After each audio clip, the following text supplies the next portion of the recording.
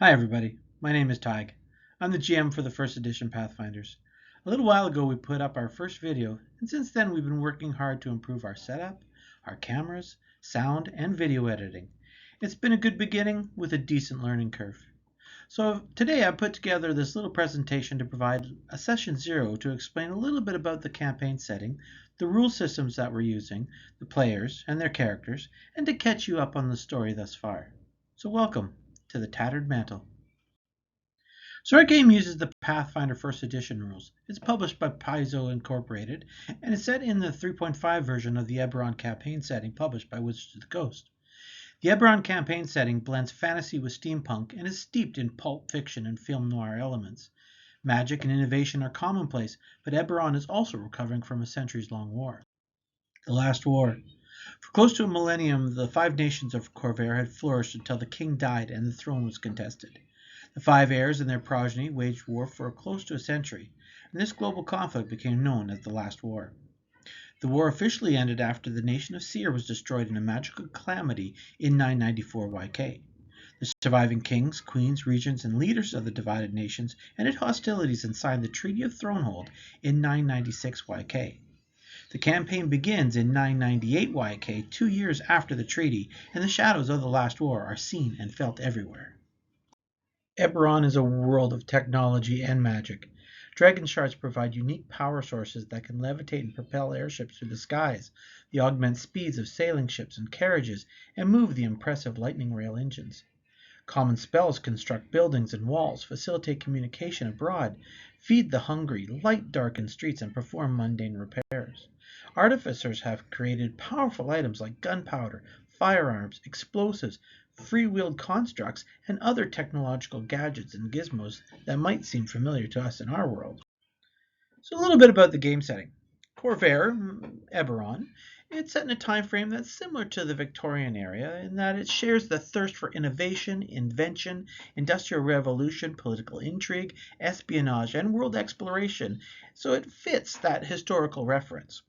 So when you're thinking about the world, imagine a hybrid of Indiana Jones, Raiders of the Lost Ark, League of Extraordinary Gentlemen, Lord of the Rings, Game of Thrones, and a little pinch of Harry Potter. Spells, swashbuckling action, and yes, the Maltese Falcon all have their place in this world.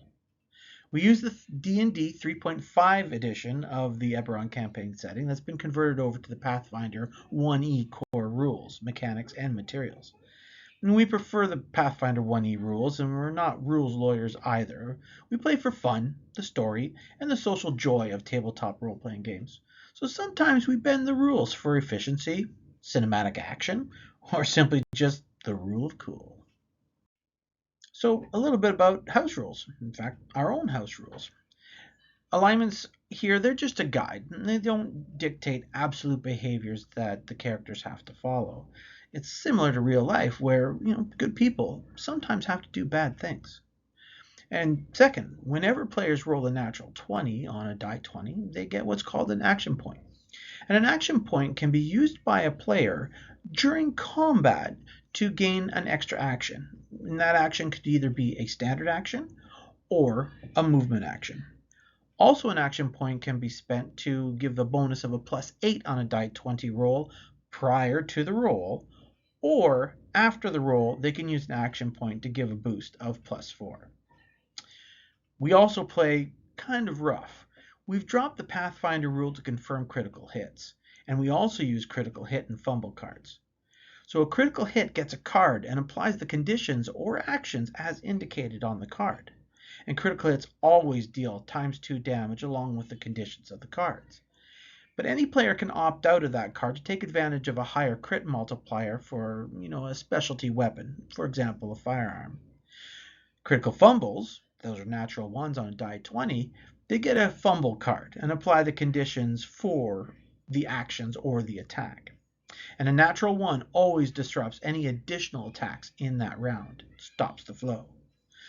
And 4, the players with the most natural runs rolled in this section will always bring snacks for everybody to share at the next session. Role-playing games are so much fun. Where else can you, as a player, actually adopt another individual persona and pretend that you are them?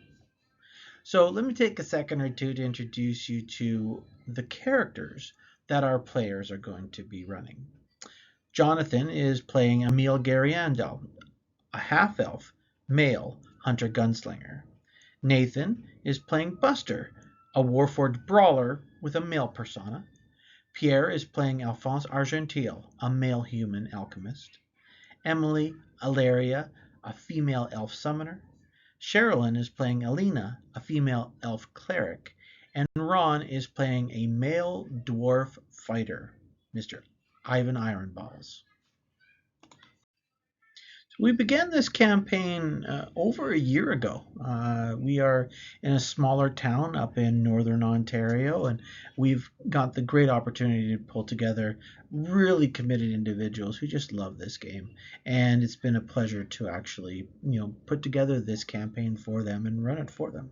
So, as our story begins, the group arrives at Port Verge in the Lazar Principalities, and they find themselves standing on the docks, barely familiar with each other, having only shared passage on a ship for the last few weeks. The captain of the Crystal Waves, as he's offloading their belongings on the wharf, instructs them to make account with the harbor master, and here they could find information on the town and possible employment. Tired and travel-weary, they trudge their way to the small office of Port Verge's harbor master. Inside, working away at a vast pile of ledgers, parchment, and scrolls, is a beautiful half-elf woman with long blonde hair tied back in a tight ponytail. She looks up at the travelers, smiles kindly, and she stands up from her desk and meets them in the center of the room. She introduces herself as Serena de la Randar, coolly welcomes the troop to Port Verge, and inquires on their arrival and business in the town. Emil introduces himself to Serena as a Dragonmark member of House Larandar, and her demeanor changes quickly, and she kindly escorts the group to the back and offers some hot broth to help edge off the wet, cold spring air. As they warm themselves, Serena gives some basic information about the town and direction to the most suitable inn for the group. She also suggests that they rest and they come back in the morning, and she's actually willing to give them some work that should suit them. The next morning, the group heads to the wharves and finds the young half-elf woman amidst a small group of seafarers discussing maritime business. She acknowledges the group when they approach. After exchanging pleasantries, she asks if the group is willing to investigate a matter that has recently come to her attention. Dockhands working on the western pier have noticed groups of rats have been intently watching them work, sitting on crates and trellises, sniffing excitingly at the air, and intently observing the goings-on. When accosted or chased off, the rats just return shortly after and resume that odd behavior. The dockhands feel like they're being watched. Serena asks the group to go over to the West Pier and investigate the matter. The Rat King. Shortly after arriving on the western docks, they spot a small cluster of watching rats that scurry into the sewers when the party gets too close. Curious, they pursue them into the tunnels below the town. As they move about the filth, they are beset upon by a throng of aggressive and rather large rats, which seems to increase in number and desperation as they push deeper and deeper into the old sewer works. Braving bites and scratches aplenty, the group comes face to face with a foul rat king, a creature capable of commanding its lesser kin and historically known for spreading plague wherever they're found. Valiantly they slay its defenders and put the king to the sword and return to the surface, battered and bruised. After gaining a little bit of renown for their actions in the sewers, they are approached by Lucien Marrow, the proprietor of Lucien Wares, who offers to hire the group for a simple seek-and-fetch job that should play very well and benefit them all. In the nearby Custer Mountains, a remote forge can be found. During the war, an order of monks who were renowned armor and weaponsmiths traded their wares exclusively with Port Verge. However, a decade ago, the monastery had cut off ties with the port town unexpectedly, and the site presumed was abandoned. Lucien feels the adventurers have the best chance to survive the area, find the monastery, and return with valuable resources, and he's willing to buy any equipment at a fair market price if they return. So the party leaves for the mining village of Mithril Rush the following morning, and then head to the northeastern side of the mountain in search of the forge. The Battle of the Scarlet Forge. The party finally arrives in the small valley where the ruined-out buildings mark the once active Scarlet Forge. It has clearly been abandoned long ago by the monks. However, a Skald Knoll and his mangy hunting party have moved in recently and were using the crumbled shelters as their home. Teaming up with Keys, a mysterious warforged rogue, they attacked the gnolls and after a hard-fought battle were able to slay the hunters and their bardic leader. The Scarlet Forge's secrets and treasures were theirs. As they explored the vacant workshop, Alphonse discovered a lab. The monks of the Scarlet Forge, now identified as the Cult of the Crimson Mockery and led by Sifu Fastus Grimm, scion of House Cannith, were conducting extensive research and experimenting on symbionts. Brother Grimm outlined the research and breeding programs conducted by the cult up to a few months prior to the unexplained departure from the site. The party concluded that the Crimson Mockery hadn't planned the desertion of the facility because Brother Grimm's documents state that the samples were to be taken to Port Verge in the spring of that year, 978 YK. Alphonse and Emile also find a magical case that contains 6 symbiont hybrids in suspended animation inside. They decide to take the case, any research papers on the symbiotes, and enough of the weapons and armor stores to fill 2 bags of holding, the second which they got from Serena, and made their way back to Port Verge. Safely arrived in Port Verge, they return to Lucien and are compensated handsomely for the trove of masterwork weapons and armor that have been plucked from the Scarlet Forge. Then they produce an equal number of weapons and armor to Serena and take the bag of holding as payment. Now Serena is acutely aware of the power shift that's happening in the town that is going towards the abactor of the Crimson Light, Mr. Andarius Rye, and the Order of the Emerald Claw, and feels that having a small hoard of weapons and armor around, just in case things go sideways, wouldn't hurt. Now with plenty of gold in hand and free equipment upgrades thanks to the weapon and armor smith of the Scarlet Forge, the party was free to explore other employment opportunities. However, Lucien Maro is a devout follower of the blood of Vol, and has been petitioned by Abactor Rye to use the adventurers to brave the mountains and scout the abandoned forge.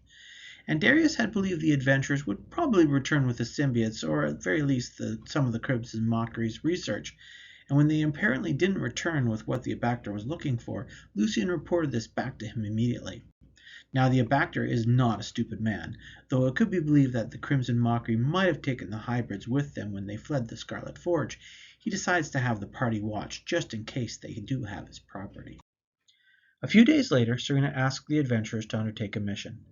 The Iron Dogs, a group of corsairs and slavers, have weighed anchor in Oarfish Bay and were possibly conducting unwanted business in the area. The harbor master is very concerned. Slavery, in her opinion, is not to be tolerated at any port on Kester Island. She directs the group to eliminate the Iron Dogs and promises their ship as payment. The party heads north and they ambush the Iron Dogs on their ship, the Maiden. They battle the villainous corsairs and prevail. They lay claim to the ship and leaving only 2 of the Iron Dogs alive. A dwarf was captured, but a shifter jumped overboard and took her chances in the water. When they got the chance to search the rest of the ship, they find 6 warforged huddled together below the deck and determine that they are newly created with no education, developed personalities, or experiences, literally just blank slates. The ship's ledger only lists them as 6 units that were picked up in Sharn and to be delivered to Abactor and Darius Rye in Port Verge in 2 days' time. This transaction agitates the party as they all know that the Treaty of Thronehold prohibited the creation of new warforged after the war. These new warforged were proof that someone has violated the treaty. Feeling the urgency to leave, the party, along with the new warforged, set out preparing the ship to leave the bay.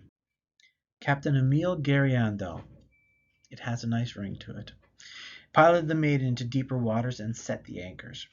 They would resume the trip to Port Verge during more favorable daylight hours, but as night fell, a strange fog enveloped the ship and took the Maiden away from Eberron.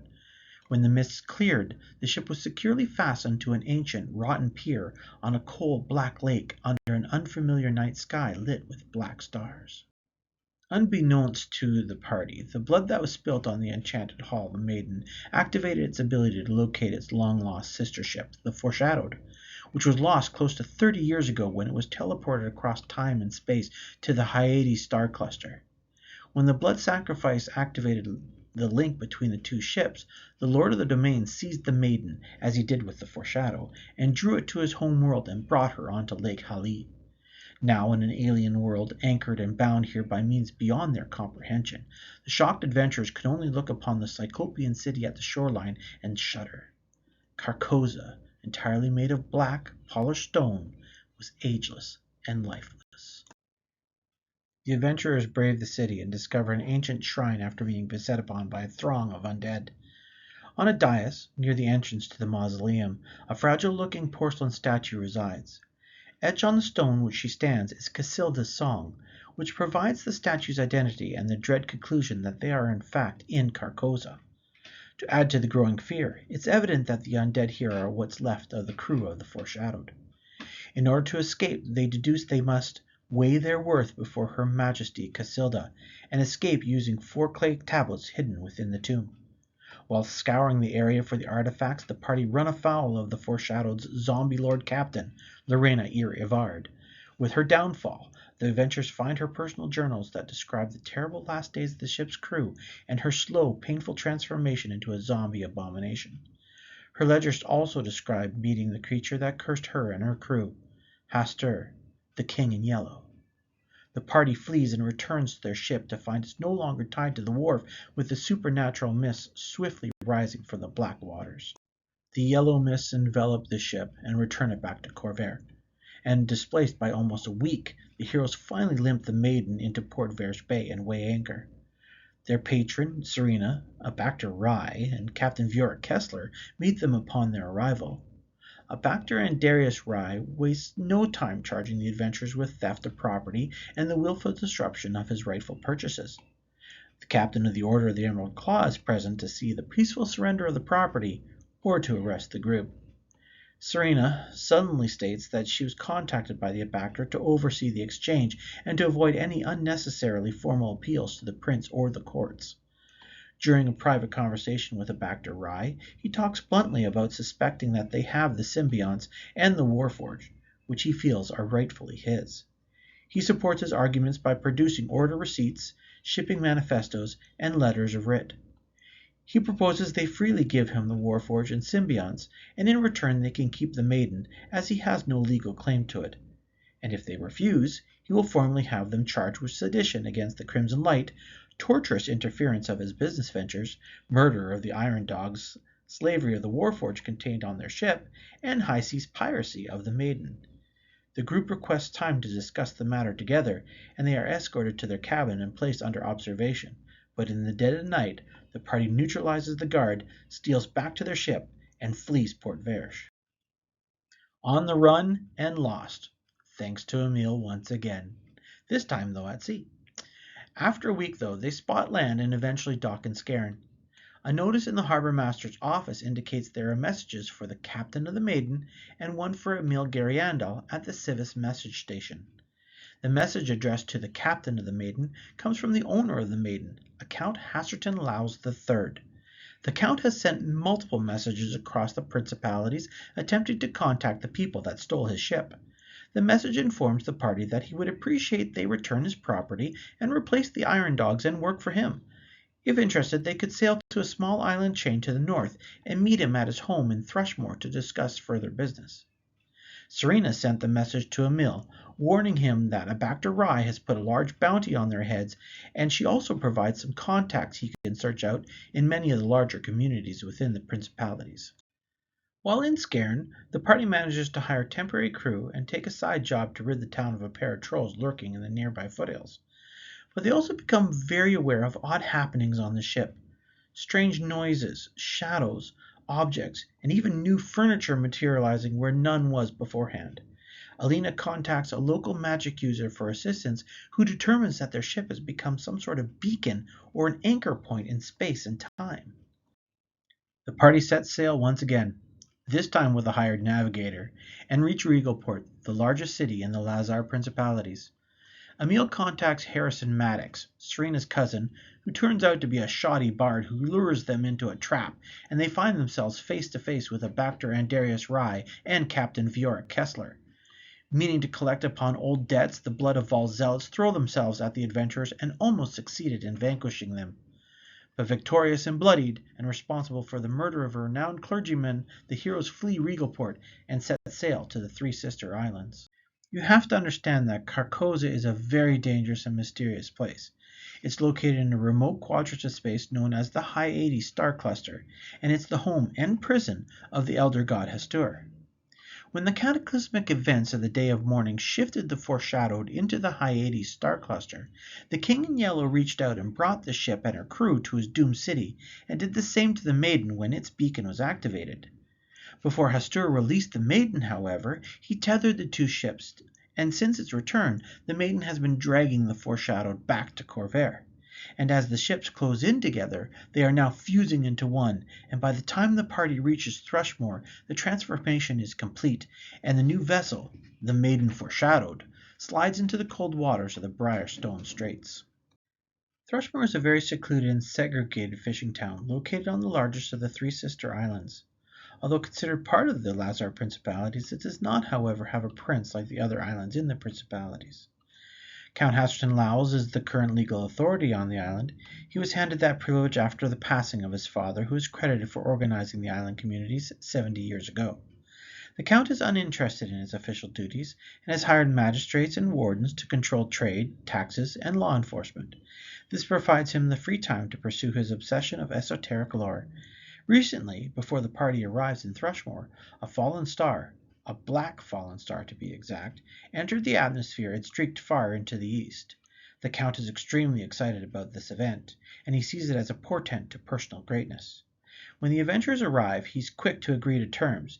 In exchange for returning the ship for their personal use, the party will officially work for the Count and be available to perform tasks, short hauls, or retrievals, provided they're not unlawful in nature.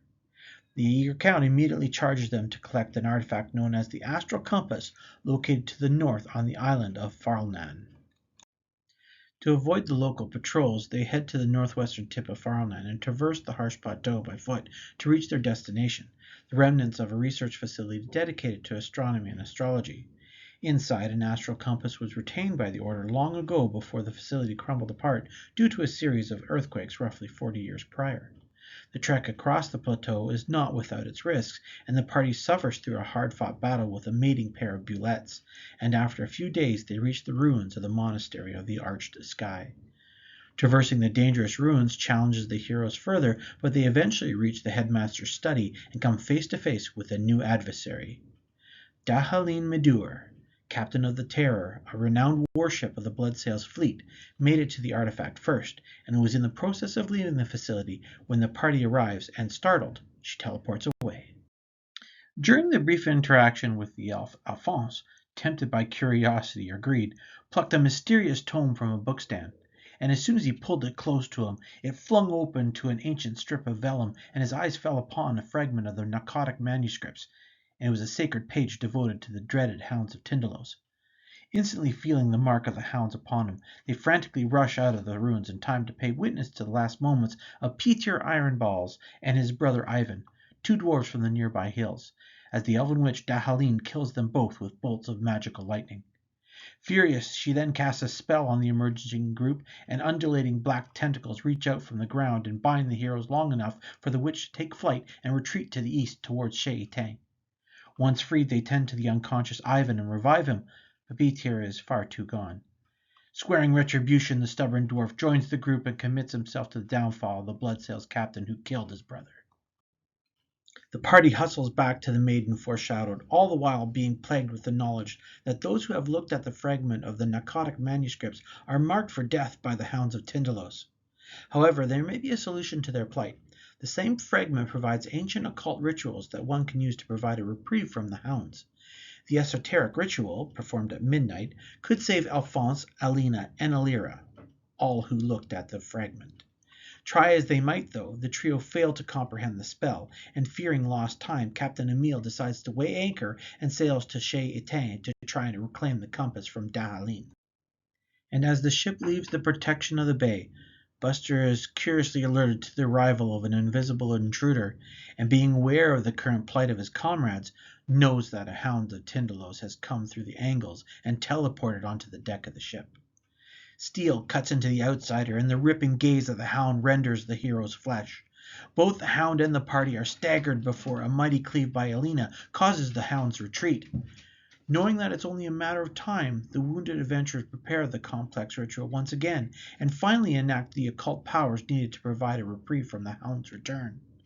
Bound to the narcotic manuscript, though, and hunted by powerful outsiders and searching for the astral compass, the weary party spies the Terror, moored at the docks in the elven town of Shei-Tang. Well, that concludes this catch-up episode. In the next few weeks, the latest videos of our gameplay will be posted to YouTube, which will let you see the events after the elf's abduction of the astral compass. From there, routine videos will keep you apace with the adventures of the Natural Ones and Dirty 20s. Thank you so much for joining us here at the table. Have a good night.